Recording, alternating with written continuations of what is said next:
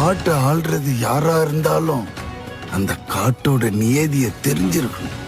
அவன் தான் உண்மையான தலைவன். காட்டை ஆள்றோம், கூட்டத்தை ஆள்றோம்னு யார் வேணும்னாலும் சொல்லிக்கலாம். ஆனா இந்த காட்டுக்கு ஒரே தலைவன் நான் தான். டேய் டிமோன், நம்மளும் போய் இந்த காட்டை ஆளலாமா? போம்பா போம்பா, நம்ம காட்டை ஆள பிறந்தவங்கல்ல, கவலை இல்லாம வாழ பிறந்தவங்க. இந்த காட்டை ஆள ஒரு கூட்டம் இருக்கு. அந்த கூட்டத்தை ஆள போறது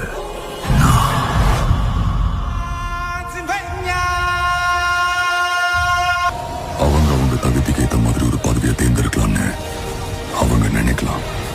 ஆனா யார, எங்க, எப்போ, எப்படி தேர்ந்தெடுக்கலாம்னு முடிவு பண்றது அந்த